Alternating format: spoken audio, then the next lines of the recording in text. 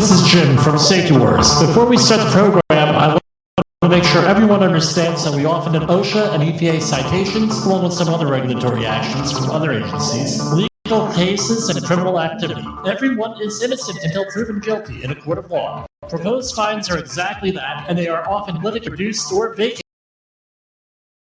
Records, news outlets, and press releases. We cannot warranty or guarantee the details of any of the stories we share, since we are not directly involved with these stories, at least not to the time. Enjoy the show. This show is brought to you by Safety FM.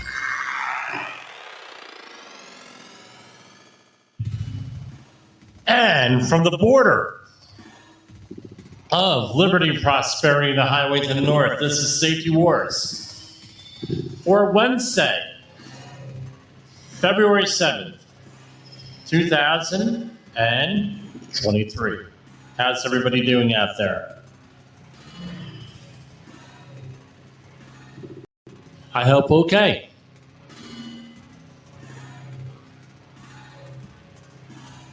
Anyway, where have I been? Dealing with a major family crisis right now. Don't know how I'm sounding out there. Let me wait for the stream to catch up. We have a lot of echoes going on.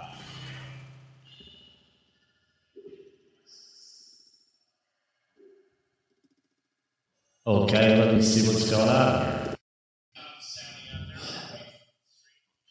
Okay, for whatever reason, I'm getting a lot of echo and a lot of this stuff lately. Anyway, okay, there we go.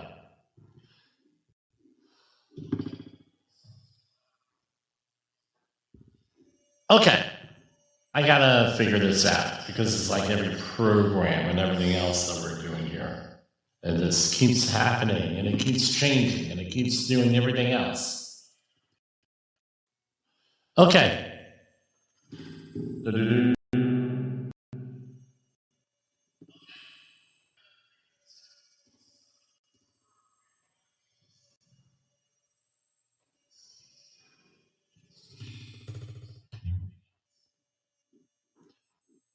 Let's go and okay, I think we got it sorted out.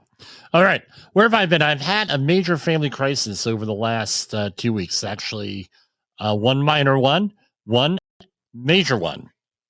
So thank you for everybody being out there with all the support. I've gotten text messages, I've gotten email, I've got all different other types of things going on. Let's just say that be happy. Whatever the situation is, be happy if things aren't really be happy if nothing major is going on. We've had but what I always remember is that there are other people out there with bigger issues than me. And I'll be philosophical on this. I think we are given these situations because we can handle them, and we have to show resilience, and we have to make a good example for everybody else and try to be an inspiration for everyone else.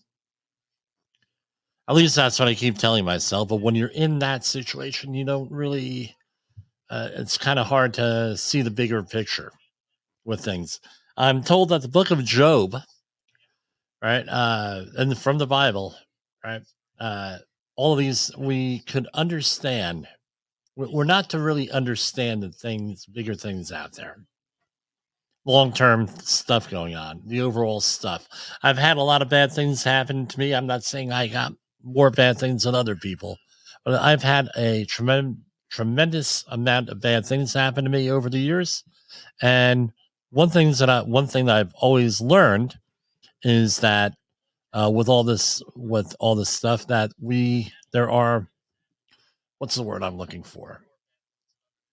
Things happen, and then much later on, you find out why they happened. You may never find out why they happened. You find what happened and why they happened, and then you go from there. It's just one of those things. Okay. And that's it. So we're just going to go over. I really don't have any big long speeches or anything else prepared here like I do. We're going to go into the news and views of everything and everything safety. We'll see how far we get tonight. This is going to be ending up at 9 o'clock usual. All right. And we are streaming out there. So we're good. We're good. Things are working now. All right. So, for whatever reason, the press releases from the Department of Labor have slowed down, it seems. And from OSHA, I know that they're extremely active because we get a lot of phone calls. We have phone calls galore every day with people with OSHA issues. And you could get in contact with us too at jim@safetywords.com or 845-269-5772. This past week, we had a situation where a executive at a high level company a big company I work with, they needed safety training. They're managing different types of jobs, and they did not understand the process of OSHA, the process of what they were doing, safety wise, what to look at for, the pitfalls, the leading indicators that I look for. Other people look for safety training has to be relevant to what you're doing. And with this particular safety training, it was not the person on the shovel end. This was a manager. So we approached the whole thing like, how does a manager manage this type of project? How does a manager assess the contractors they're working with? How does the manager assess what a leading indicator, what could indicate that you might have a problem with a company? And that's often what I do, and it's one-on-one, and that's often what I do with managers. We go into HOP, obviously, intro to HOP. We have a very long discussion. We talk about Jens Rasmussen. We talk about error modes, error rates, and trying to set up a job so you're in that all-important skills mode where you have high familiarity with the job, a low attention span. And he said, well, Jimmy, that low attention span, that doesn't seem well. But it has to deal with the job. With the low attention span, high familiarity, you have the lowest amount of errors. And it's hard to get your concept around because we've been told low attention span means that you are complacent with the job and you're not checking out what's going on out there. That's what we've been told again and again and again and again. We all know that it is, as the Romanians call it, rohat. You could go look that one up. So, that's not what we're about. That's not what we're doing.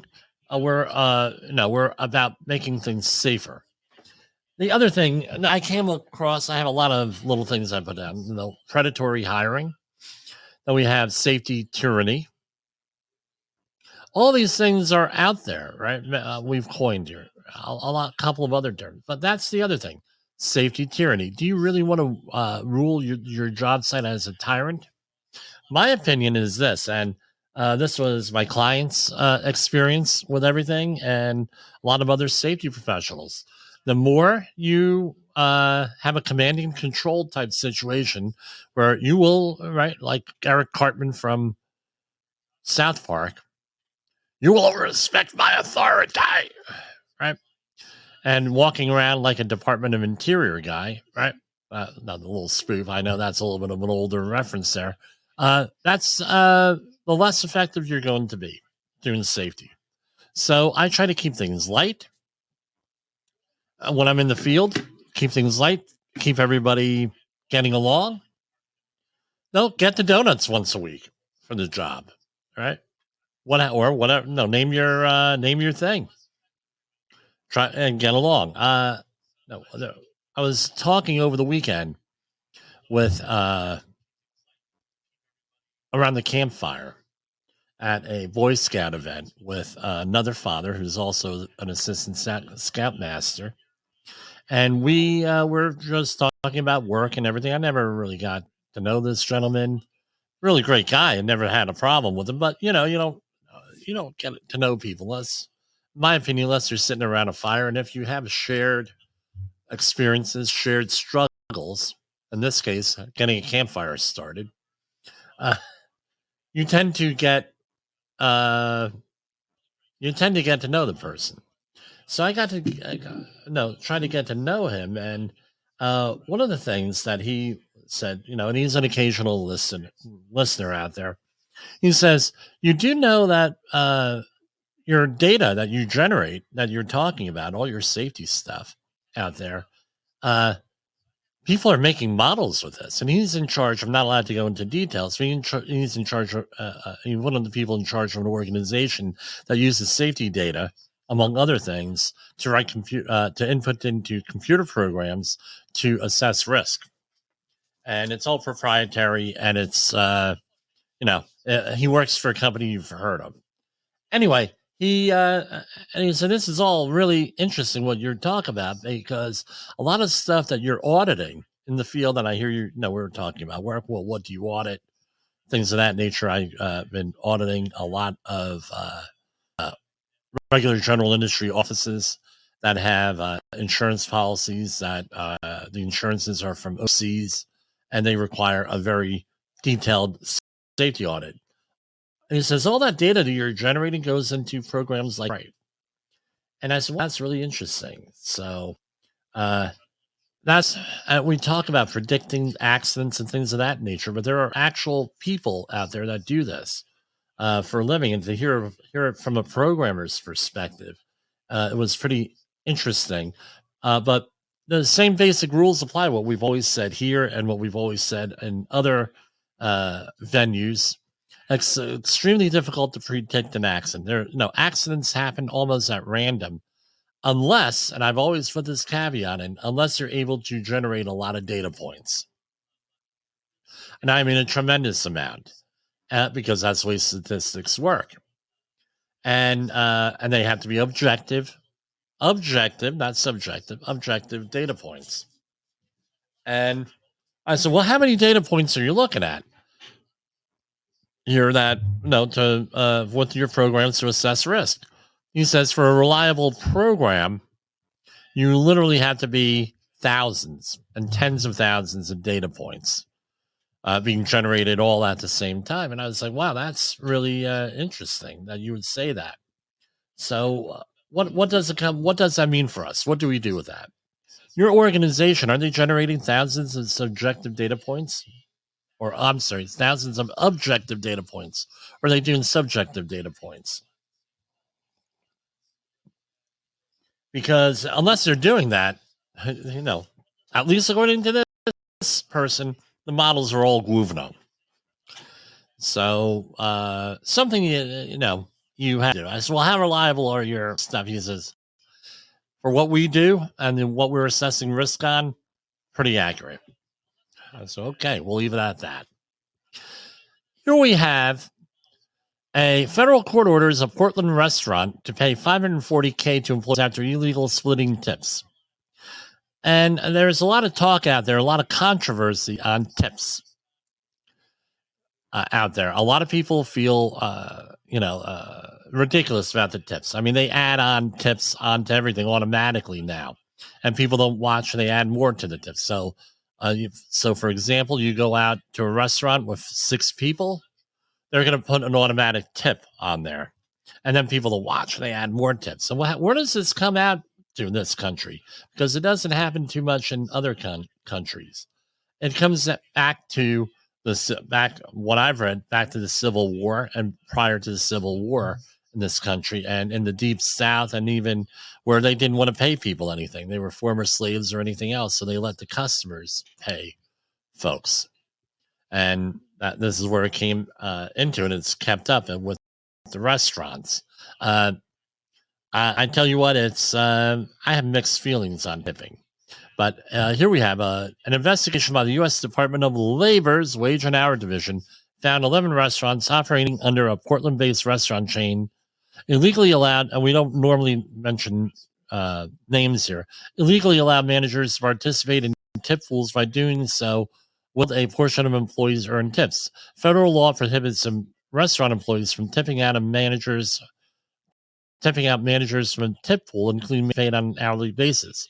The investigation also revealed the employer hired a 17-year-old minor to drive a motor vehicle, a violation of the Fair Labor Standards Hazardous Occupations for Minors. The resolution, the consent judgment permanently enjoins the company and the owners and company officer from violating the FLSA and orders a payment of $270,000 plus in back wages, as well as the same amount in liquidated damages for 367 employees. How many times do they go back? Right? How many years? The court also ordered the company to pay close to $30,000 in penalties. I tell you what, it's one of those things, guys. Right? A lot of crap is going on out there. U.S. Department of Labor finds a farm processing again exposes workers to multiple hazards at an Ohio chicken processing plant. So let's see what we have here. I'm going down here, and let's do a share screen. Our famous share screens on Safety Wars.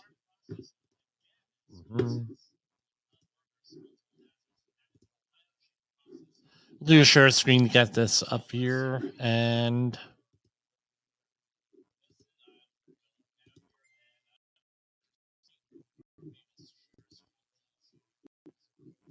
all right.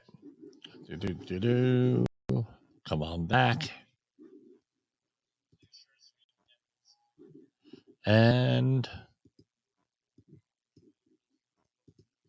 all right, here we go. So this is how, and I went through this with a client this morning. It's extremely important that you go through and you read. If you see one of these OSHA citations, you read the whole thing, because there is a lot of data in here that people miss on how they do this, on what they do. There's a lot of stuff that you miss unless you actually read everything.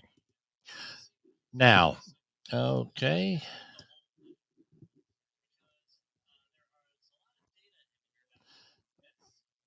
All right, we're going to scroll down and let's look at this. Notice to employees of informal conference. You have to actually post this in a public area where where your workers meet. So normally my clients do this in a lunchroom or time clock with this, and they take a picture of it to prove that they actually did it. The next thing is this: certification of corrective action worksheet. You need to fill this out. Send it in.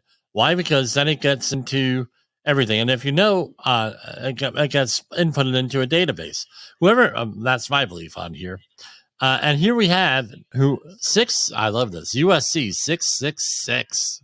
Whoever knowingly makes any false statements, representative or representation or certification in any application, record, plan, or other documents filed or required to be maintained pursuant to the act shall, upon conviction, be punished by a fine of not more than $10,000 or by imprisonment of not more than 6 months or both.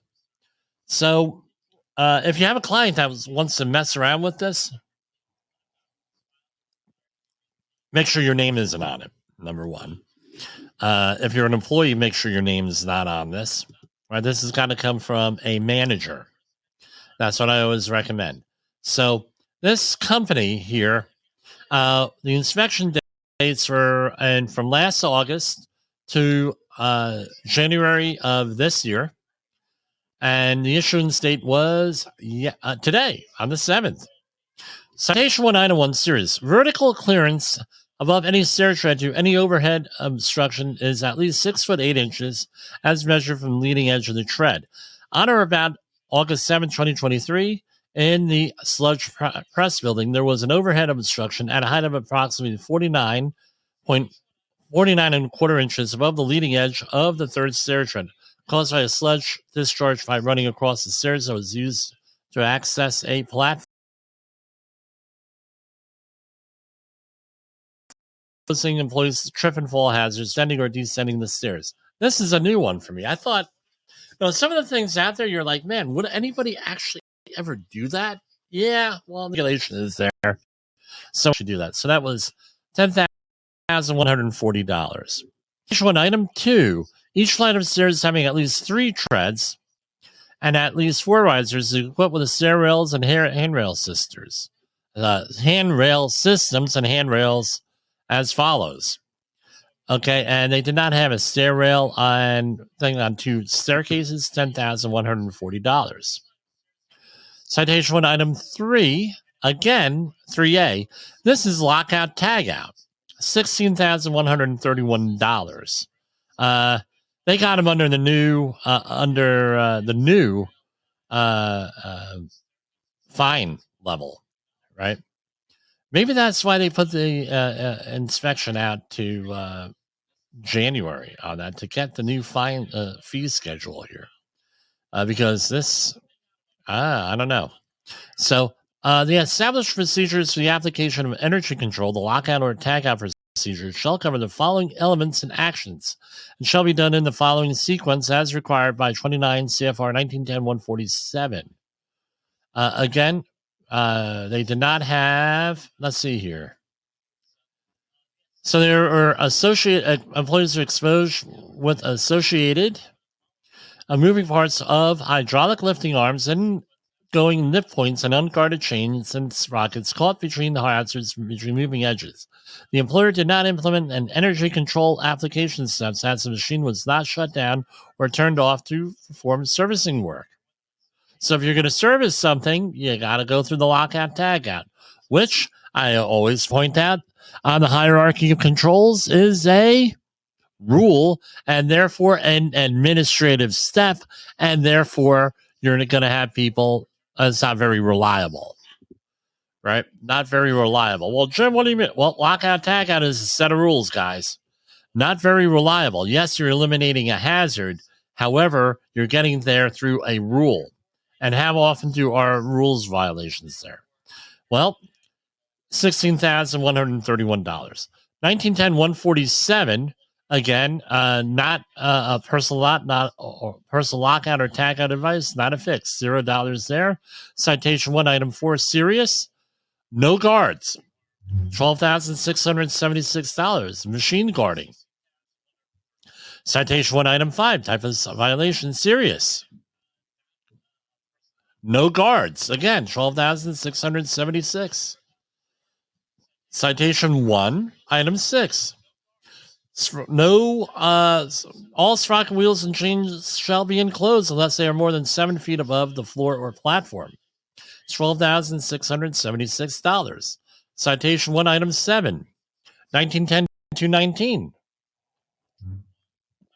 All projecting keys, set screws, and other projections and revolving parts shall be removed or made flush or guarded by a metal cover. So in this case, a wings conveyor, I don't know what kind of conveyor that is, but it's a wings conveyor. Employees were exposed to caught in hazards using an unprotected rotating shaft. Again, that was $12,676. Citation 1, item 7. Type of violation, serious. No guards. $15,211. Citation 2. This was a repeat. Each employee needs to be protected from tripping into or stepping in or into or through any hole that is less than 4 feet above a lower level. So, let's see here. The employer did not ensure employees were protected from stepping into 2 approximately 9-inch wide, 6 inches long floor holes, range between 22 and 45 inches in depth. And is going on. Second one was on or about August. The employer did not ensure employees were protected from stepping into 2 approximately 9-inch wide by 46 inches long floor holes and were approximately 22 inches in depth that were open when the hydraulic lifting arms were in the up position. Exposed employees to trip and flip, both of these exposing employees to trip and fall hazards at the same level. This was done previously on March 21st, 2019. here. So again, $76,054. Probably would have cost almost nothing to fix this from the description. Citation 2, item 2, a lockout town. Procedural issue. Second time they got caught with this, $63,382. Citation 2, item 3, training. Repeat. Second time they were caught with this, $161,000. Citation 3, item 1, procedural, repeat, other.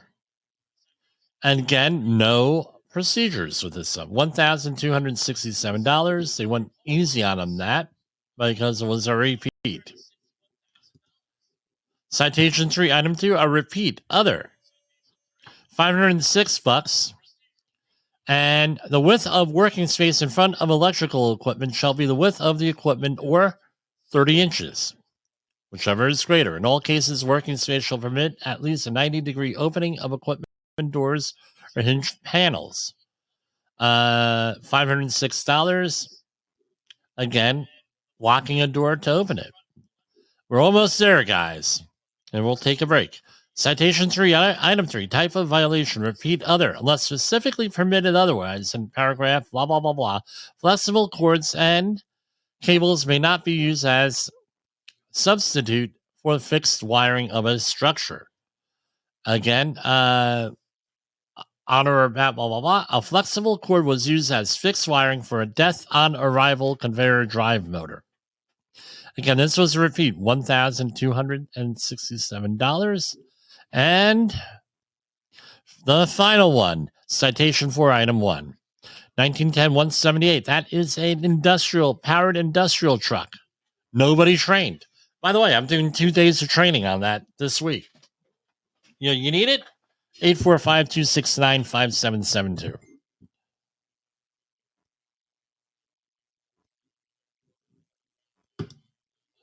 And for a grand total, propose $393,449.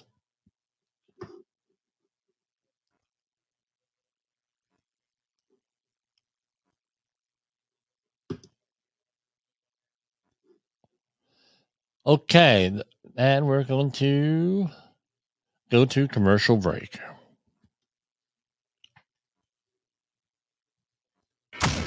In the professional safety community, communication and planning are just a few keys to your program's success. The question many practitioners have is, where do I start? Dr. Jay Allen, the creator of the Safety FM platform and host of the Rated R Safety Show, has built a global foundation to help you along the way. Go to safetyfm.com and listen to some of the industry's best and most involved professionals, including Blaine Hoffman with the Safety Pro, Sam Goodman with the Hop Nerd, Sheldon Primus with the Safety Consultant, Jim Pozell with Safety Wars, Emily Elrod with Unapologetically Bold, and many others. As individuals, we can do great things, but as a team, we become amazing. Dial into safetyfm.com today and surround yourself with a powerful force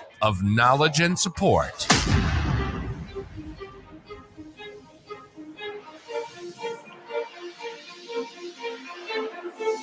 OSHA recordables, catastrophic losses, environmental disasters. You want answers? So do I. This is Jim Posel with Safety Wars. That's my daddy. In an unpredictable world, one voice rises above the chaos. Meet Jim Posel, a seasoned safety expert who's navigated through some of the most dangerous scenarios, from anthrax, explosive cleanups, disasters, and numerous environmental cleanups, and lived to tell the tale. Now, he's bringing his wealth of knowledge, insights, and experiences to you through Safety Wars. From workplace hazards to the hidden dangers in your own home, Jim covers it all. With his engaging storytelling and expert analysis, Safety Wars isn't just a podcast. It's your guide to a safer world. Join Jim Posel and become part of the Safety Wars revolution. Available on Spotify, Apple Podcasts, YouTube, and wherever you get your podcasts and videos. Safety Wars, Your safety is our mission. This is Safety Wars, broadcasting to our brothers and sisters in the occupied territory of behavior-based safety. Get out your secret decoder ring. Here is your nightly message. Learning is vital. Learning is vital. Thank you so much, honey. That was my wife. Can we get a round of applause for her? Bonfire. Thank you, thank you, thank you. Safety Wars is streaming now. SafetyFM.com. All right, this is a news release. Roofing company out of Alabama pays $117,175 penalty after 15-year-old's fatal fall at an Alabama work site. Apex Roofing and Storage, I'm going to mention it this time. Apex Roofing and Restoration, LLC, paid $117,175 in civil monetary penalties after USDOL determined that the roofing contractor employed a 15-year-old child in violation of federal child labor laws, resulting in the child's death at a Coleman work site. On July 1st, a teen reported to the work site for the first day on the job. While working on the roof of a Coleman Casting Corporation building, the teen worker fell 50 foot to the floor below, suffering fractures in the wrist, skull, and ribs, among other severe injuries. The teen was pronounced dead at the scene. They the department's Wage and Hour Division found Apex Roofing illegally employed the teen in violation of the Fair Labor Standards Act, Child Labor Hazardous Occupation order that prohibits workers under the age of 18 from engaging in dangerous jobs designated by the Act, including roofing and construction operations. After an investigation begun in 2019, the agency assessed the civil monetary penalty of $117,175 through the Child Enhanced Penalty Program. The program increases penalties to address violations that cause the death or serious injuries of any worker under the age of 18. I don't know what to tell you. I'll skip down. Obvious tragedy. In the fiscal year 2023, the Wage and Hour Division found child labor violations in more than 950 investigations, resulting in more than $8 million in penalties. I can tell you this much. It happens a hell of a lot more than 950 times. I know right, I'm clicking through here. Right, so this is going up and up and up every year, it seems. That's the trend. I mean, this is what they know about. Probably if this child did not get killed, we probably would have never heard of this. My problem is that it took 5 years to get there. Really? Well, we did have COVID, but come on. An emergency temporary U.S. Department of Labor obtains emergency court order retirement plan assets. Alleges Pittsburgh company owner embezzled $5.5 million from the plans. An emergency temporary restraining order issued by the U.S. District Court for the Western District of Pennsylvania in Pittsburgh, Pennsylvania. The action follows a complaint and motion filed by the USDOL on January 26th. The company that is a third-party administrator for at least 240 retirement plans that hold millions of dollars of plan assets and acts as an agent to manage and administer plan assets. At least 229 of these retirement plans are covered by the Employee Retirement Income Security Act of 1974. An investigation by the department's Employee Benefits Security Administration determined that River's Edge Advanced Retirement Solutions, LLC, and its owner violated ERISA. Right, from October 2022 through January 2024, and the defendants embezzled $5.5 million retirement plan assets from 17 retirement plans by transferring them from retirement plan trusts into their own corporate accounts. I tell you, again, I don't have enough.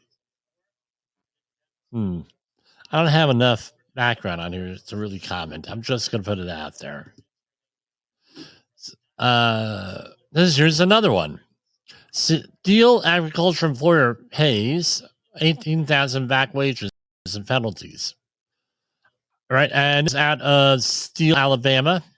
They recovered 8,862 in back wages for 106 workers. And these were from immigrants, right? The H-2A program. The H-2A program enables agriculture employees to hire temporary non-immigrant workers to meet business demands while protecting U.S. workers. And with that, I tell you what, if they're violating these things, they're violating a lot of other things. It's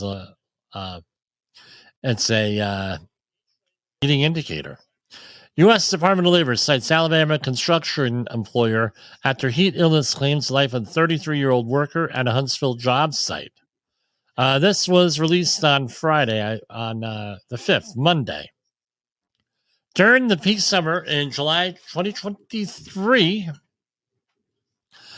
a 33-year-old concrete finisher collapsed at a Huntsville construction site after showing clear signs of heat illness, a tragedy that federal safety investigators found could have been prevented had the employer followed established safety practices for heat hazards.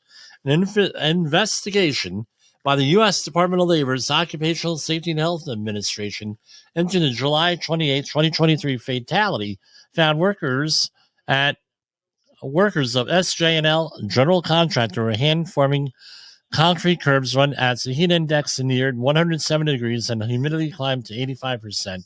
The worker was seen by coworkers stumbling, talking incoherently, and eventually vomiting before becoming unresponsive. That's indicative of a heat stroke. Though employees provided first aid and paramedics transported the worker to the hospital, the worker died only 2 hours later. Okay, so employer faces $16,131 in proposed penalties, an amount set by a federal statute. So, just here, let's see what they have here.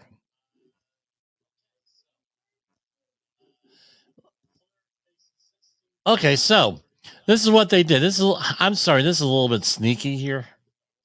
I'm sorry. The inspection date was well before the new fees took effect, and they finished the investigation 1 week after the new citation schedule was issued.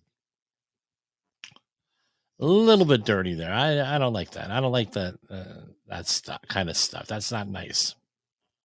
Because I doubt that they had heat stress issues in January. Now, this was a general duty clause violation here, right? So, as we know, with the general duty clause, they have to not only tell you what that was a known hazard, that the employees are exposed to hazards, and that there was a way of abating the hazards, and things of that nature, right? There's 4 different criteria for that, right? It's possible there was a way of fixing it, was recognized, and the employees were exposed to it. It has to be serious or more higher gravity. This is what we have there. I think that's that. I know I'll hear about it in the comments. The employer did not furnish employment and a place of employment which were free of recognized hazards that were causing or likely to cause death or serious physical harm. Now, how much money, right? A man died here, right? $16,131. That was the maximum, right? Now, explain to me how much money and how much more productivity you're going to get out of workers if you make sure that you have enough water, right? Basically, water, sports drinks, things of that nature. How much is that going to cost you? Not a lot. One, it's not going to cost you the price of a worker's life, and it ain't going to cost you $16,131 right here. I don't know what to tell you about this. This is what I tell people in the hazmat field, right? So you're doing emergency response, like I did for private companies, and things of that nature. Or you get a phone call late at night. Hey, Jim, we need you. There's a spill somewhere. You got to help out. Blah, blah, blah.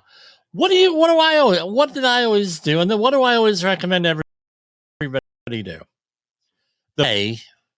You bring your own water, because they're out there and they're not even sure what you don't know what you're getting into, right? You're not sure at all what you're getting into. You can be getting into, nothing is set up often. You say, well, Jim, you work with people who don't set things up. Oh, we're talking, yeah. What? You're surprised that I work with people that don't set anything up? Really? Come on. You don't know what's being set up, what they're going to have. So the first day, bring water with you. Bring your own water. Bring your own sports drink. Whatever floats your boat. That's what I always tell people. And then after that, 4 hours into it, you're an employer. You should have your own stuff. You should be all set up and ready to go. Jim, that's unreasonable. No, it's not really unreasonable, right? So, this is how you handle it, guys. I'm giving you allowance quarterly, right? To go, here's your allowance, or you can show me receipts. Go out and make sure that you have a gallon of water with you at all times in your car, in your locker, on your truck, whatever the case may be. 1 gallon of water. And then you tell your supervisors, right, especially if you get to a hazmat job, there are 2 questions that you have to have. Now, among a lot of questions, but 2 of them. Number 1, I tell people before they even touch anything, what are we going to do with the waste? Right? What are we going to do? What are we generating? Do we need to generate waste? Well, that's important. Because you want to minimize any generation of hazardous materials in there. You don't want to add to the problem. It's number 1. And number 2, what's number 2? Number 2 is water. Where are we going to get water and sanitation? Now, we get comments sometimes. At least I used to get comments all the time. Well, why don't these idiots go out there and, we got idiots that are causing us money, causing us woe, causing us to spend a lot of money that we don't have, right? And things of that nature. Well, I don't know. There was one major furniture manufacturer that caused a change in, that got the blame at least for causing change into your OSHA 300 logs and how record keeping is done. So my question is this, in the industry, if you have companies that are constantly causing problems and constantly, causing, like in this case, heat stress problems and people getting killed. I mean, a lot of people get killed from heat stress every year. Why aren't we as a community just going out and shunning them? Yes, I said shun. Ostracize. Things of that nature. That's what the question is. Do we need to do that? Because I tell you what, OSHA has a very limited budget here. We're relying on insurance companies and the goodness and leadership of safety professionals and other management and then guidance from non-governmental organizations like ANSI, ACGIH, you name it, to protect workers. At a certain point, right, because OSHA regulations apply to anybody who has a job, right, who is not an entrepreneur, who's not self-employed, who's not a government organization. At a certain point, wouldn't it make sense that we actually go out there, we learn what some of these regulations are? We have a lot of good programs. I have this Safety Wars, and everybody else on this network here, 17 people, 17 programs, 18 programs, something like that. And plus, there are things not on this network, but I would concentrate on this network. But anyway, That you sit down with especially when this 15-year-old we talked about. Hey guys, no, fall protection is like a real thing in the roofing industry. Wouldn't it be nice for the parents or a guardian to say that? If they're not giving you fall protection, don't work there. Or better yet, you're going into a very highly hazardous working environment. If they're not giving you your fall protection, your equipment that you need, maybe, perhaps, you shouldn't be working there. I get phone calls often, especially in the summer with heat stress, from concerned parents that have taken our safety training classes over the years. Hey, my son, my daughter is in a working environment, summer job, and they're at risk. Right? What do I do? I don't know. Something that, we're getting into the spring here, something to think about. Maybe, perhaps, right, as part of your graduation gift to your recent graduate, that, hey, send them into a safety training class. Don't rely on the employer. We're going to go into some EPA news here. And we will do share screen again.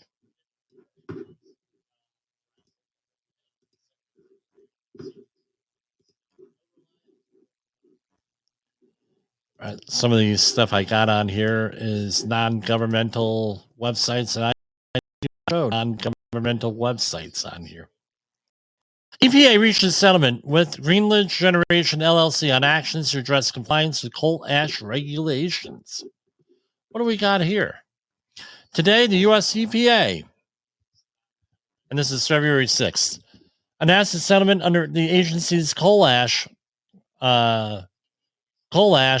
program with this company, an electrical generating plant in Dresden, New York.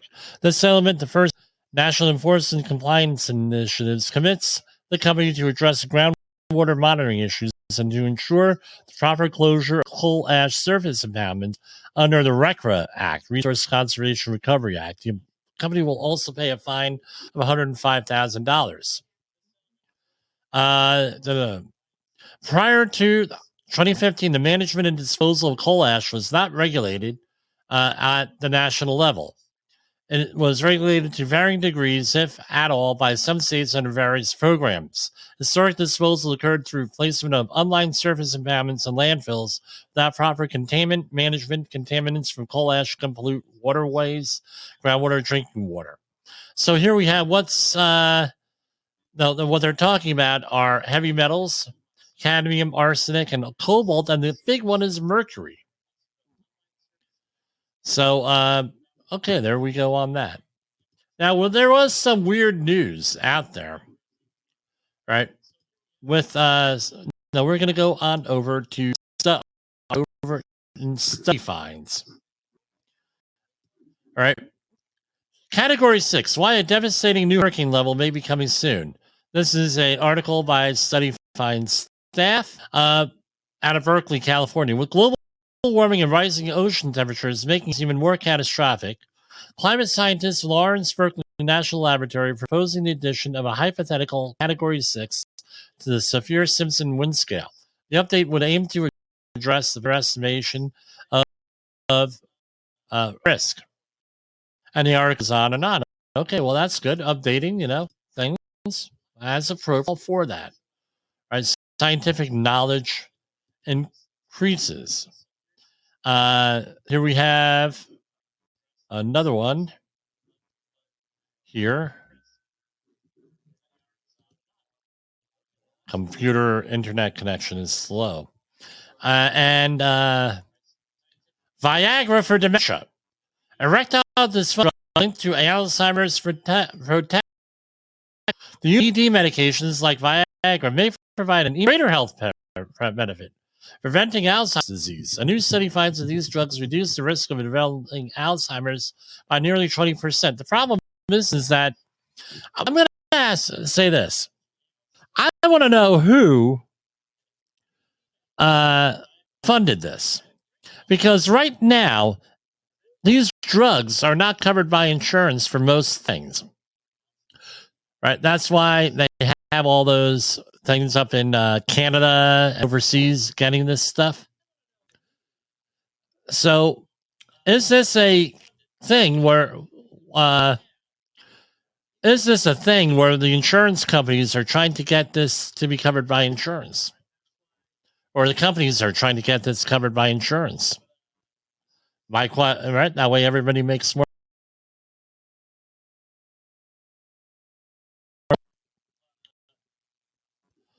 I mean, this is a very graphic article. We're not going to. This is Dr. Ruth Brower from University College in London. So I don't know. I'm going to stop with the jokes there with this. I know. It's very tempting people to joke about this. I love blueberries. There was a story on blueberries that came out here. Oh, hold on.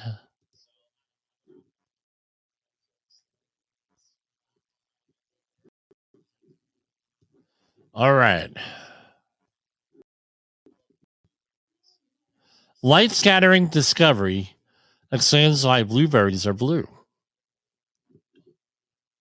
Okay, we're going to wait. So here we go. This is out of the UK from studyfinds.org. The unique color of blueberries comes from tiny structures in their wax coating, a discovery that can lead to eco-friendly paints, researchers in the United Kingdom explain. Scientists at the University of Bristol successfully harvested this substance to create an unprecedented blue coating, a breakthrough inspired by the natural hues of blueberries and other similarly colored fruits like damsons, sloes, and juniper berries. Their study shows that a true source of the blueberry's blue coloration, which contrasts with the dark red pigments found in the school fruit skin, the blue hue is attributed to a wax layer enveloping the fruit, composed of minuscule structures that scatter blue and ultraviolet light.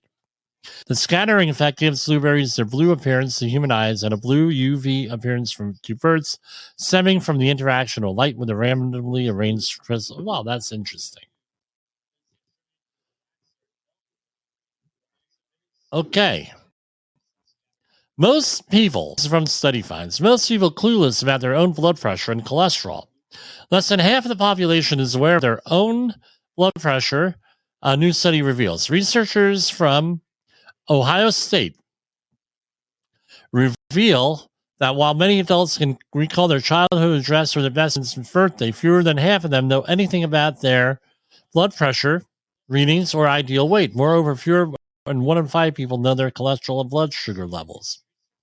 The research involved questioning over 1,000 American adults about their awareness of their blood pressure, ideal weight, cholesterol, and blood sugar levels.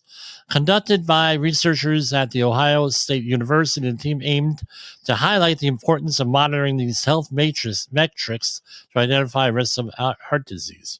Yeah, I can attest to that. Now, you ask people what their A1C level is. They look at you like you have.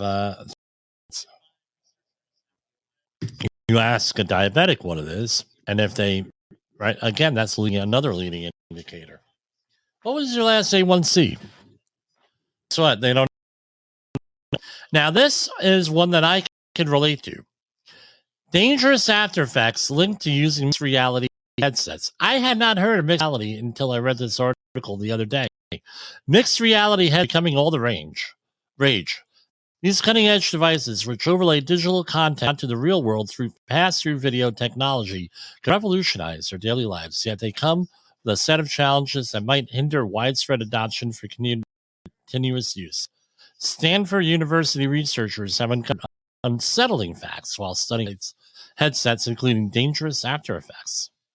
Mixed reality, also known as spatial computing, is one of the most talked about stuff. So what it looks like is, let's say that you are walking in a barren field. You're able to put these devices on, as my understanding, and you're able to see trees, right? See trees and everything else going through. Now, I tell you, the creep factor for all this is way over the top. I got an itchy head here. I don't know what it is. If you see me on the streamers, I'm way over there. Oh, way. I mean, come on. At what point? At what point do we say this is wrong? I don't know. Can you imagine somebody going? Can you imagine somebody going through a a park or something like that, or putting in inappropriate things on, and then you go, they're walking through, and then when you see people doing that sort of thing out there, and no, it doesn't. It's not good. I mean, this is creepy for me. I prefer real reality rather than mixed reality.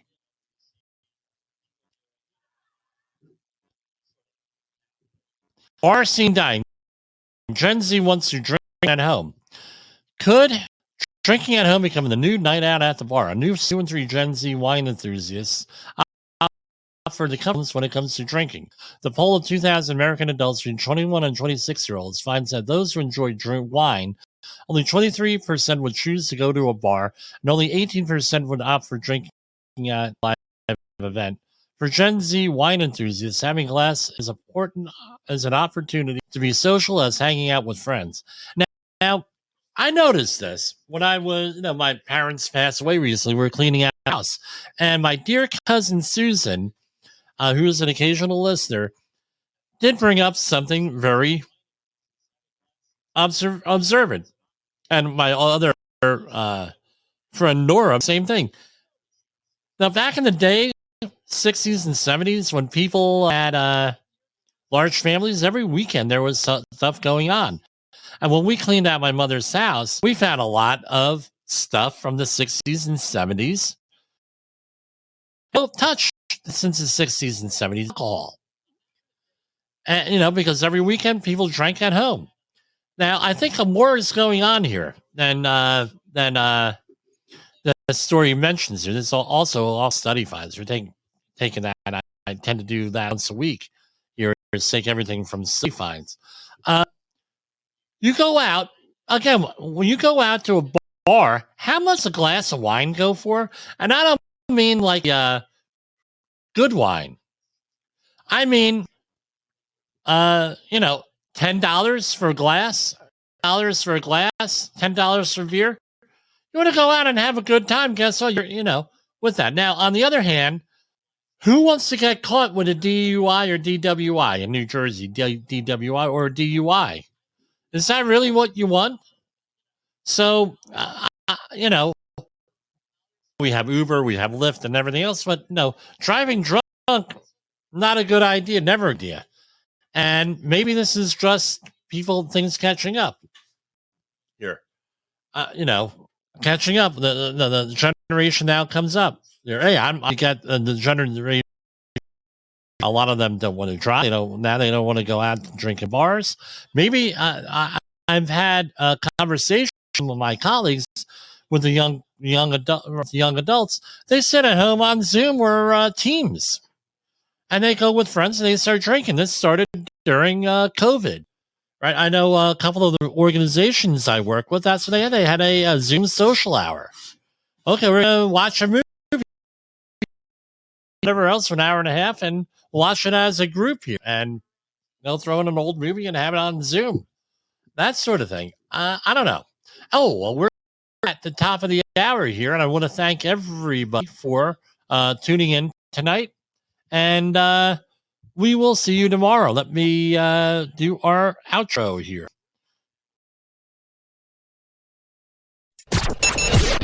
The views and opinions expressed on this podcast are those of the host and its guest and do not necessarily reflect the official policy or position of the company. Examples of analysis discussed within this podcast are only examples. They should not be utilized in the real world as the only solution available, as they are based only on very limited and dated open source information. Assumptions made within this analysis are not reflective of the position of the company.